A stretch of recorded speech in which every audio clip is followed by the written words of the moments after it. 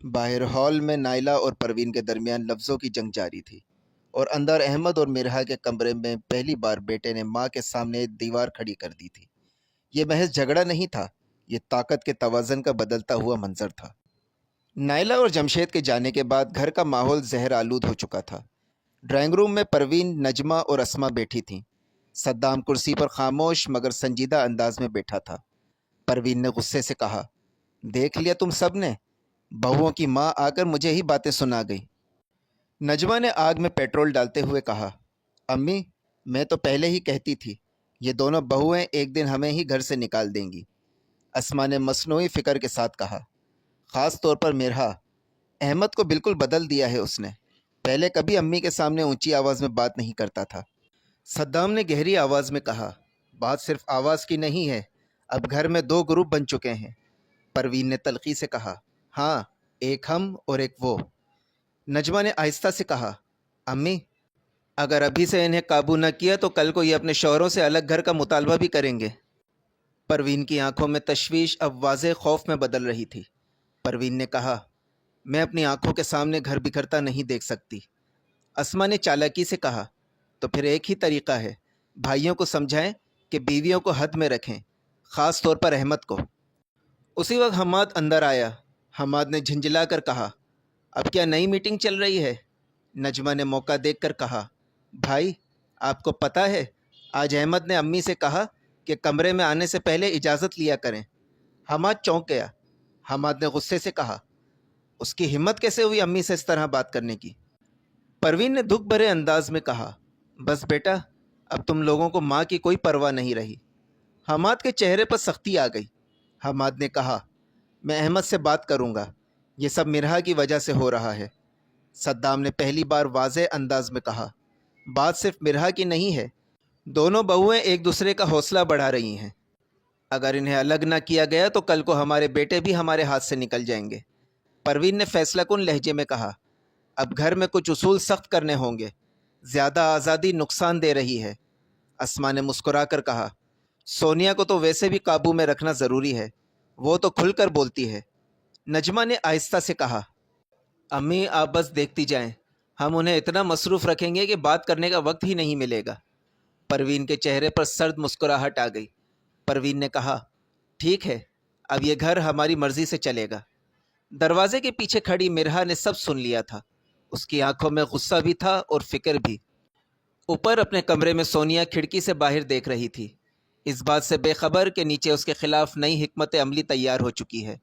یہ صرف گھریلو بحث نہیں تھی، یہ باقاعدہ سیاست تھی، اور سیاست کا مقصد ایک ہی تھا، اختیار بچانا، چاہے رشتے ٹوٹ جائیں۔ شام کے سائے آہستہ آہستہ صحن میں اتر رہے تھے۔ باورچی خانے سے برتنوں کی ہلکی آوازیں آ رہی تھیں، لیکن گھر کے اندر ایک عجیب سی خاموشی تھی، وہ خاموشی جو طوفان سے پہلے آتی ہے۔ مرحا اپنے کمرے کے کونے میں بیٹھی تھی، آنکھیں سرخ، چہرہ بجھا ہوا۔ آج پھر نجمہ، اسما اور پروین کی باتوں نے اسے اندر سے توڑ دیا تھا۔ طنز، اشارے، ہلکی ہلکی مسکراہٹیں، جیسے وہ دلہن نہیں، کوئی مقابلے کی چیز ہو۔ دروازہ آہستہ سے کھلا۔ احمد اندر آیا۔ اس کے قدموں میں تھکن تھی، مگر آنکھوں میں فیصلہ۔ وہ مرحا کے قریب بیٹھ گیا۔ کیا ہوا؟ اس نے نرمی سے پوچھا۔ مرحا نے فوراً نظریں چرا لیں۔ کچھ نہیں۔ احمد جانتا تھا کہ اس کے دل میں ضرور کچھ ہے۔ اسی لمحے باہر سے نجمہ کی آواز آئی، احمد، ذرا ادھر آؤ، ہمیں بھی کچھ کہنا ہے۔ یہ وہی جال تھا جو بار بار بچھایا جاتا تھا۔ بھائی کو بہنوں کے خلاف نہ ہونے دو، بیوی کو الگ کر دو، اور گھر کی سیاست کو زندہ رکھو۔ احمد چند لمحے خاموش رہا، پھر اس نے مرحا کی طرف دیکھا۔ تم فکر نہ کرو۔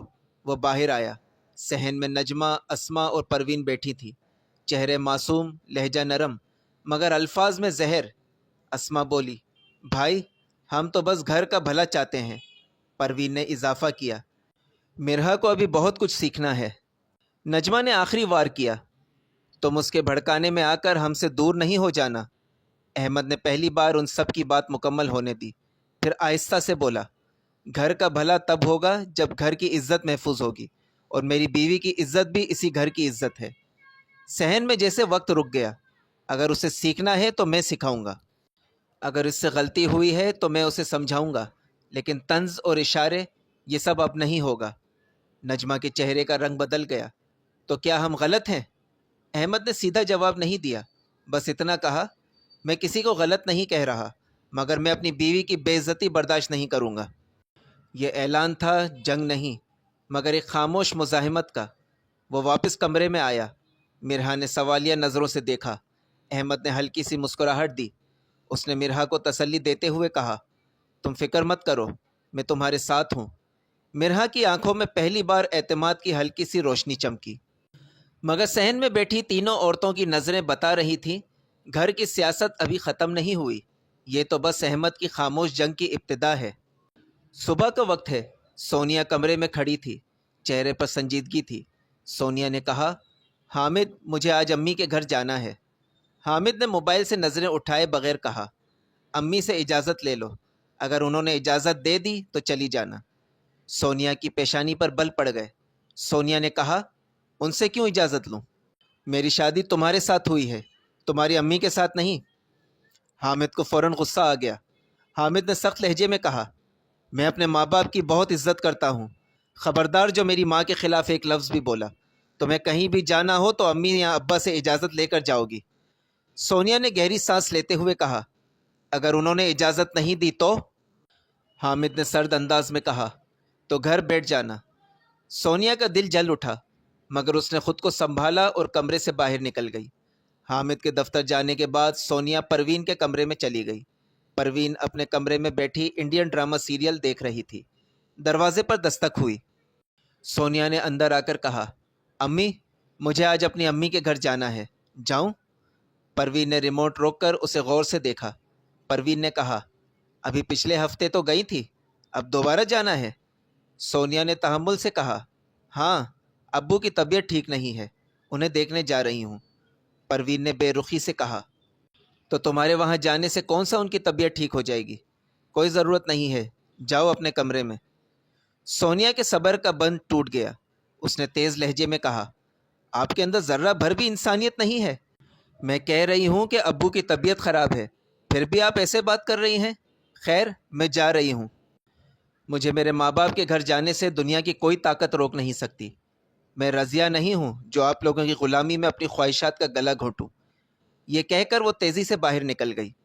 پروین اس کی زبان کی تیزی دیکھ کر ہکا بکا رہ گئی۔ اس نے اپنے آپ سے کہا، آنے دو حامد کو، آج اس کی مرمت کرواتی ہوں۔ رات کے 8 بج رہے ہیں۔ حامد کام سے تھکا ہارا گھر آیا۔ ابھی اس نے جوتے بھی نہ اتارے تھے کہ پروین نے شکایتوں کے انبار لگاتے ہوئے کہا، تمہاری بیوی نے آج میری بے عزتی کی ہے۔ صدام نے سختی سے کہا، تم سے ایک بیوی قابو نہیں ہوتی؟ شروع میں 2 تھپڑ لگا دیے ہوتے تو آج یہ دن نہ دیکھنا پڑتا۔ حامد کے چہرے پر غصہ اتر آیا۔ اس نے پوچھا، آپ بتائیں تو صحیح کیا ہوا ہے؟ پروین نے تیز لہجے میں کہا، تمہاری بیوی صبح کو مجھ سے اپنے میکے جانے کے لیے اجازت لینے آئی تھی۔ میں نے کہا پچھلے ہفتے تو اپنی ماں کے گھر گئی تھی، اب جانے کی کوئی ضرورت نہیں، تو غصے میں آ گئی۔ کہنے لگی مجھے میرے ماں باپ کے گھر جانے سے کوئی نہیں روک سکتا۔ تم میرے ماں باپ سے بڑھ کر تھوڑی ہو، جب اسے اپنی مرضی ہی چلانی تھی تو اجازت لینے کا ڈھونگ رچانے کی کیا ضرورت تھی؟ حامد کو غصہ آ گیا۔ اس نے اپنی ماں کو تسلی دیتے ہوئے کہا، ایسا کہا اس نے؟ آپ فکر نہ کریں ابو، میں اسے دیکھ لوں گا۔ وہ سیدھا کمرے میں چلا گیا۔ اگلے دن اتوار شام 7 بجے سونیا نے حامد کو فون کیا اور کہا، مجھے لینے آ جاؤ۔ حامد نے سرد آواز میں کہا، جس طرح خود گئی ہو ویسے ہی خود آ جاؤ، میں لینے نہیں آؤں گا۔ سونیا کچھ کہنے ہی والی تھی کہ فون بند ہو گیا۔ اس کی آنکھوں سے آنسو بہنے لگے۔ اس نے ماں باپ سے بہانہ بنایا۔ سونیا نے کہا، حامد کسی ضروری کام سے باہر گئے ہیں، میں خود ہی چلی جاتی ہوں۔ وہ رکشہ لے کر سسرال پہنچ گئی۔ گھر میں داخل ہوتے ہی پروین اور اسما نے منہ بنایا، مگر سونیا نے نظر انداز کیا اور سیدھا کمرے میں چلی گئی۔ حامد پہلے ہی غصے سے بھرا بیٹھا تھا۔ حامد نے کہا، بڑی خود مختار بن رہی ہو۔ سونیا نے جواب دیا، اپنے باپ کو دیکھنے گئی تھی، کوئی گناہ نہیں کیا۔ حامد نے چیختے ہوئے کہا، زبان بہت لمبی ہو گئی ہے تمہاری۔ سونیا بھی چیخی، چلاؤ مت، چلانا مجھے بھی آتا ہے، اور یہ لمبی زبان بھی نکالنے میں تم لوگوں نے مجبور کیا ہے مجھے۔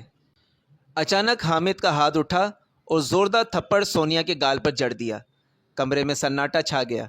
سونیا کی آنکھوں سے آنسو بہہ رہے تھے۔ مگر اس کی آنکھوں میں اب خوف نہیں تھا، نفرت تھی۔ اسی لمحے اس کا دل ٹوٹ گیا۔ سونیا نے آہستہ مگر مضبوط آواز میں کہا، تم انسان نہیں، جانور ہو۔ میں تمہارے ساتھ اب مزید زندگی نہیں گزار سکتی۔ جاؤ اپنی ماں کی گود میں جا کر بیٹھ جاؤ۔ 2 دن بعد سونیا سادہ لباس میں وکیل کے سامنے بیٹھی تھی۔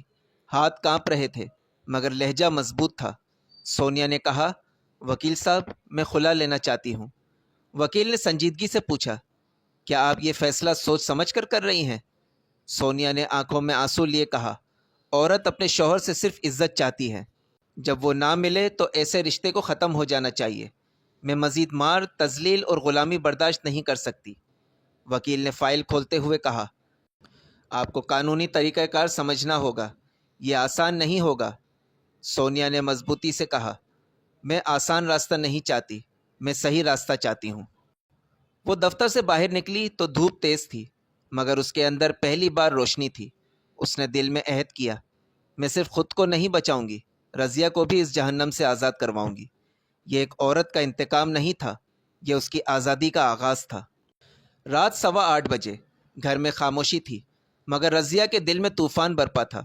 دونوں بیٹے اس کے ساتھ لپٹے سو رہے تھے۔ بڑا بیٹا نیند میں بھی چونک کر اس کا ہاتھ مضبوطی سے پکڑ لیتا تھا، جیسے ڈر ہو کہ کوئی چھین نہ لے۔ شام کو حماد نے معمولی سی شرارت پر دونوں بچوں کو ڈانٹا تھا۔ اس کی بلند آواز سنتے ہی بچے سہم کر دیوار سے لگ گئے تھے۔ وہ منظر بار بار رضیہ کی آنکھوں کے سامنے آ رہا تھا۔ رضیہ نے بچوں کے بالوں میں ہاتھ پھیرتے ہوئے آہستہ سے کہا، میں تمہیں اس خوف میں بڑا نہیں ہونے دوں گی، کبھی نہیں۔ دروازے پر ہلکی دستک ہوئی۔ مرہا اندر آئی۔ مرہا نے دھیرے سے پوچھا، بھابھی آپ ٹھیک ہیں؟ رضیہ کی آنکھیں بھر آئیں۔ رضیہ نے کہا، میں ٹھیک ہوں مگر میرے بچے ٹھیک نہیں ہیں، وہ اپنے باپ سے ڈرتے ہیں۔ مرہا خاموشی سے اس کے پاس بیٹھ گئی۔ رضیہ نے ٹوٹے لہجے میں کہا، آج بڑے والے نے مجھ سے پوچھا، امی ابو ہم سے ناراض کیوں رہتے ہیں؟ میں کیا جواب دیتی؟ مرہا نے نرمی سے کہا، آپ کو ان کے لیے کھڑا ہونا ہوگا۔ رضیہ نے خوف سے کہا، اگر حماد نے مجھے طلاق دے دی تو میں بچوں کو لے کر کہاں جاؤں گی؟ مرہا نے مضبوط لہجے میں کہا، آپ تعلیم یافتہ ہیں، کوئی جاب کر لیں گی، عزت کے بغیر رشتہ کس کام کا؟ بچوں کو ڈر میں پروان چڑھانے سے بہتر ہے انہیں حوصلہ سکھائیں۔ رضیہ نے پہلی بار آنسو پہنچ کر سیدھی ہو کر بیٹھتے ہوئے کہا، میں اپنے بیٹوں کو کمزور نہیں بننے دوں گی، اگر مجھے کھڑا ہونا پڑا تو میں کھڑی ہوں گی۔ یہ اس کی زندگی کا پہلا جملہ تھا جس میں خوف سے زیادہ ہمت تھی۔ رات 12:30 بجے احمد کھڑکی کے پاس کھڑا باہر دیکھ رہا تھا۔ گھر کی فضا اسے بوجھل لگ رہی تھی۔ مرہا نے خاموشی توڑی۔ مرہا نے سنجیدگی سے کہا، احمد، میں اس گھر میں نہیں رہ سکتی، مجھے تمہارے ساتھ الگ گھر میں رہنا ہے۔ احمد چونک کر اس کی طرف مڑا۔ احمد نے آہستہ سے کہا، تم جانتی ہو یہ کتنا بڑا فیصلہ ہے، امی ابا بہت ناراض ہوں گے۔ مرہا نے مضبوط لہجے میں کہا، میں جانتی ہوں مگر یہاں رہ کر ہم صرف اپنا ذہنی سکون ہی برباد کریں گے۔ روز کی سیاست، روز کی تذلیل، میں تھک گئی ہوں۔ احمد نے پیشانی پر ہاتھ رکھ لیا۔ احمد نے کہا، میں اپنے ماں باپ کو چھوڑ نہیں سکتا۔ مرہا نے نرم مگر واضح انداز میں کہا، میں تمہیں چھوڑنے کو نہیں کہہ رہی، بس اپنا الگ گھر چاہیے تاکہ رشتے بچ جائیں۔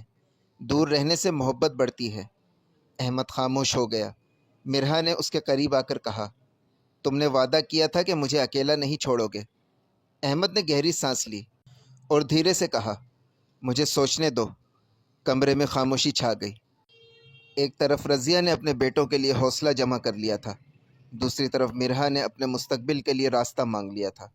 اب فیصلہ مردوں کو کرنا تھا، خاندان کی روایت بچانی ہے یا اپنی عورتوں کی عزت نفس۔ گھر کے ماحول میں عجیب سا تناؤ تھا۔ احمد نے آخر کار سب کو ڈرائنگ روم میں جمع ہونے کو کہا۔ صدام کرسی پر سنجیدہ بیٹھا تھا۔ پروین کے چہرے پر سختی تھی۔ نجمہ اور اسما ایک دوسرے کو معنی خیز نظروں سے دیکھ رہی تھی۔ حماد بھی بازو باندھے کھڑا تھا۔ احمد نے گہری سانس لے کر کہا، مجھے آپ سب سے ایک ضروری بات کرنی ہے۔ پروین نے فوراً کہا، ہمیں بھی تم سے بہت سی باتیں کرنی ہیں، پہلے تم بتاؤ۔ احمد نے ٹھہر کر کہا، میں اور مرہا الگ گھر لینے کا سوچ رہے ہیں، جیسے کمرے میں بم پھٹ گیا ہو۔ پروین کھڑی ہو گئی۔ پروین نے چیختے ہوئے کہا، کیا کہا تم نے؟ اس لڑکی کے کہنے پر ماں باپ کو چھوڑ دو گے؟ احمد نے سنبھل کر کہا، امی چھوڑنے کی بات نہیں ہے، بس الگ گھر رہنے کی بات کر رہا ہوں تاکہ روز کے جھگڑے ختم ہوں۔ صدام نے سخت آواز میں کہا، یہ گھر تمہارا بھی ہے، اگر مسئلہ ہے تو حل کرو، بھاگو مت۔ مرحا خاموش کھڑی تھی مگر اس کی آنکھوں میں خوف نہیں تھا۔ حماد نے طنزیہ انداز میں کہا، ایک بیوی آئی اور بھائی کو الگ کر دیا، واہ۔ احمد نے مضبوط لہجے میں کہا، یہ فیصلہ میرا ہے، کسی نے مجھے مجبور نہیں کیا۔ پروین نے آنسو نکالتے ہوئے کہا، اگر تم اس گھر سے گئے تو میرا تم سے کوئی رشتہ نہیں رہے گا۔ کمرہ ساکت ہو گیا۔ اسی لمحے رضیہ نے غیر متوقع طور پر کہا، اگر الگ رہنے سے سکون ملتا ہے تو اس میں برائی کیا ہے؟ سب کی نظریں اس پر جم گئیں۔ حماد نے گھورا۔ حماد نے سختی سے کہا، تم بیچ میں مت بولو۔ رضیہ نے پہلی بار نظریں جھکانے کے بجائے سیدھی کی۔ رضیہ نے کہا، میں صرف یہ کہہ رہی ہوں کہ روز کی لڑائی سے بہتر ہے عزت سے فاصلے ہوں۔ پروین نے غصے سے کہا، تو تم بھی جانا چاہتی ہو؟ رضیہ نے آہستہ مگر صاف لفظوں میں کہا، اگر حالات نہ بدلے تو شاید ہاں۔ حماد کا چہرہ سرخ ہو گیا۔ حماد نے دھمکی آمیز انداز میں کہا، جو بھی اس گھر سے گیا واپس مت آنا۔ مرحا نے احمد کی طرف دیکھا۔ احمد کے اندر جنگ جاری تھی۔ احمد نے آخر کار کہا، میں گھر چھوڑنے کی دھمکی نہیں دے رہا مگر اپنی بیوی کی عزت پر سمجھوتا بھی نہیں کروں گا۔ صدام نے میز پر ہاتھ مارتے ہوئے کہا، یہ گھر ٹوٹنے نہیں دوں گا، کوئی کہیں نہیں جائے گا، یہ میرا آخری فیصلہ ہے۔ کمرے میں بھاری خاموشی چھا گئی۔ مرحا نے آہستہ سے کہا، دیکھ لیا؟ احمد نے نظریں جھکا لی۔ دوسری طرف سونیا دروازے کے پاس کھڑی سب سن رہی تھی۔ دل میں سوچ رہی تھی، کوئی کہیں نہیں جائے گا یا پھر سب کو جانا پڑے گا۔ اس رات کسی کو نیند سکون سے نہیں آئی۔ گھر چھوڑنے کی دھمکی دی جا چکی تھی مگر دونوں طرف سے انکار بھی ہو چکا تھا۔ جنگ ختم نہیں ہوئی تھی، بس اگلے وار کی تیاری تھی۔ اگر ویڈیو پسند آئی ہو تو اسے لائک کریں، کمنٹ کریں، شیئر کریں، سبسکرائب کریں اور پاس میں دیے گئے بیل آئیکن کو پریس کریں تاکہ میری آئندہ آنے والی ویڈیوز کا نوٹیفیکیشنز آپ تک پہنچتی رہے۔ شکریہ۔